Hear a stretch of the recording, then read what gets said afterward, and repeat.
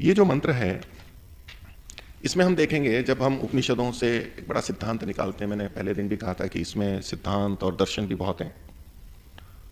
तो जो मूल तत्व हैं जिसमें कोई अद्वैत मानता है, कोई द्वैत मानता है, कोई द्वैताद्वैत मानता है, कोई विशिष्टाद्वैत मानता है, महर्षि दयानंद ने त्रैतवाद माना, तीन चीजें ईश्वर जीव प्रकृति।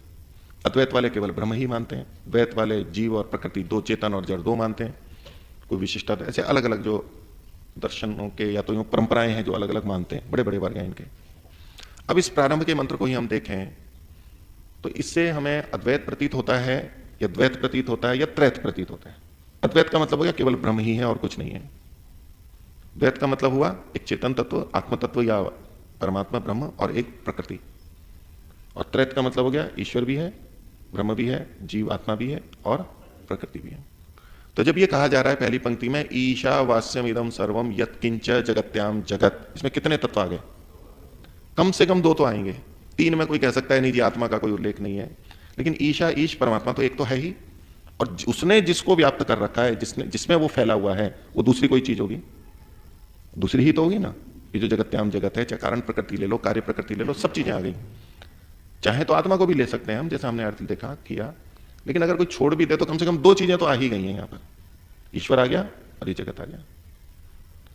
अब तेन त्यक्तेन भुंजीता, ये भोग की बात किसके लिए कही जा रही है, और ये भोग की बात कह कौन रहा है, विधि कौन कर रहा है इसकी?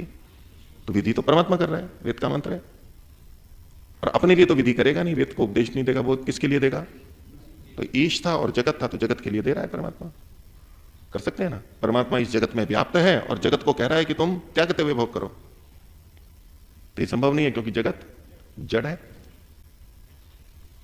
तो किसी तीसरे को कह रहा है जो कि चेतन है, जो कि उपभोक्ता है, भोक्ता है। तेन त्यक्तेन भुंजीता, कोई भोग कर रहा है तभी तो कहेंगे कि त्यागते हुए भोगो। मां गृधा, कोई गृधा कर रहा है, लालच कर रहा है, तभी तो कहेंगे कि लालच मत करो। कस्यस्वित धनम, किसी दूसरे के धन की, किसी के दूसरे का धन है तभी तो ये बात आएगी कि मेरा धन है ये तेरा धन है, तभी तो मना करेंगे कि किसी का भी धन मत लो। अगर सभी का धन एक है और हम ही अद्वैत में ब्रह्म है, सब कुछ मेरा ही है, तो फिर किसके धन को ना लेने के लिए कहा जा रहा है? तो सब तो मेरा ही है ना, सब कुछ मैं ही तो हूं। तो अगर हम इस पूरी भाषा को देखेंगे तो ईश्वर भी इसमें सिद्ध होता है, जड़ प्रकृति भी हमें पता लगती है, और आत्मा चेतन जो हम हैं अलग अलग, उनका भी यहां पर ग्रहण होता है। त्रैतवाद यहीं से ही सिद्ध हो जाता है।